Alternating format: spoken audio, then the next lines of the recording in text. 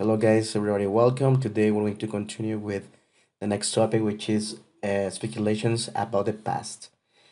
Well, in this unit, guys, you need to try to think about some past mysteries. And for example, if we are talking about mysteries, we can think about the origin, for example, of the Sphinx. Also, we can think about, for example, the origin and the construction of Teotihuacan in Mexico City. Also we can talk about the Nazca lines. In this lesson, we're going to try to identify some common explanation for these mysteries. For example, we're going to try to define who built these places, why, what was the original purpose or the reason, how it was built, every of these places, if they use special techniques or some special materials, obviously where, when, and maybe how old they are at present. So for example, in the first one, these are some of my personal ideas. This is about the origin of the Sphinx. This is something that it's a theory, it's not maybe 100%, but this is what I think. So number one, the Sphinx. Well, I think that an ancient civilization from Egypt must have built the Sphinx. I think that they could have used the Sphinx as a tool to find stars. I am not pretty sure about this, but this is one of the maybe possible uses. I think that they might have built the Sphinx with sandstone, metal tools, and a lot of people.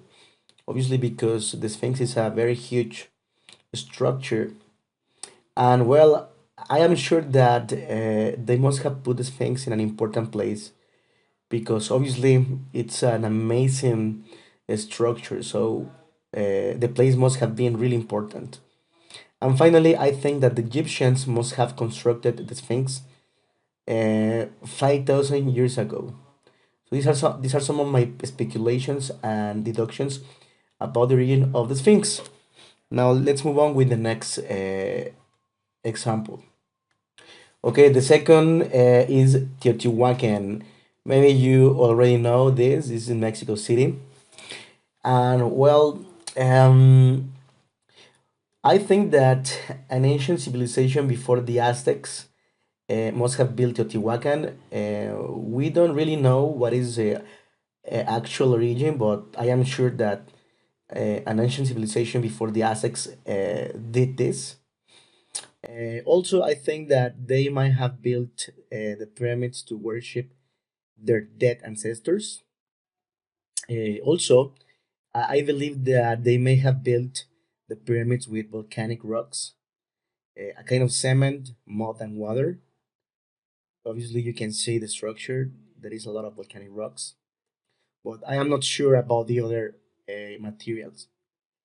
I think that they must have constructed the pyramids in a sacred place because we have a lot of pyramids here. So this place might have been really, really important for these people. And well, finally, I think that the Teotihuacan people could have constructed the pyramids before any other ancient civilization settled in the region. So these are some of my ideas about the origin of this place. And well, finally, is something about the topic in the book, and it's about the origin of the Nazca lines. If you don't have any ideas about the Nazca lines are located in Peru. I think that an ancient civilization from Peru must have drawn these Nazca lines. If you can see here in the pictures, there are different figures, especially about animals, people, etc. And I think that they could have used the lines or drawings as a kind of art, maybe.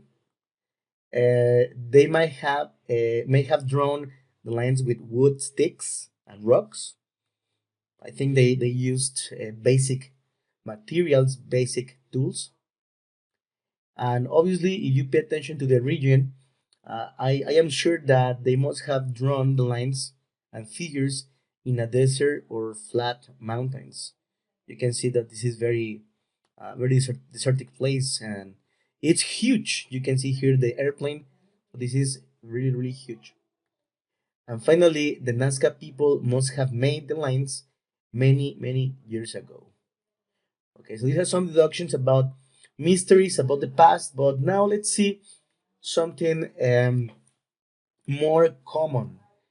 For example, this is a situation that happened to me this weekend, and this is the idea. It says, my mom didn't visit me this weekend. I called her, but she didn't answer. So this is my question. Why didn't she visit me, and why she didn't answer my call? So these are some of my ideas. Well, I think that she must have had something more important to do. Maybe my sister and my mom could have gone to the doctor. I am not sure. It is very probable that they may have visited my grandmother, and maybe her cell phone could have been turned off. So when I called her, she didn't answer. And finally, another possible idea is that her cell phone battery could have died and she could have forgotten to visit me. For example, number one, when you're talking about something that was true or real in the past and you are very sure about this situation, we usually use must have and the past participle verb. Also, when you think that something was possible or probable but you are not sure, we usually use could have, might have, may have. Or in the case that you think that it's not possible, you can use might not have or may not have. So in this case, it's something describing something that you are not really sure. And finally, when you think that something is impossible and you are very sure about that situation, you can use can have plus the past participle and couldn't have uh, plus the past participle.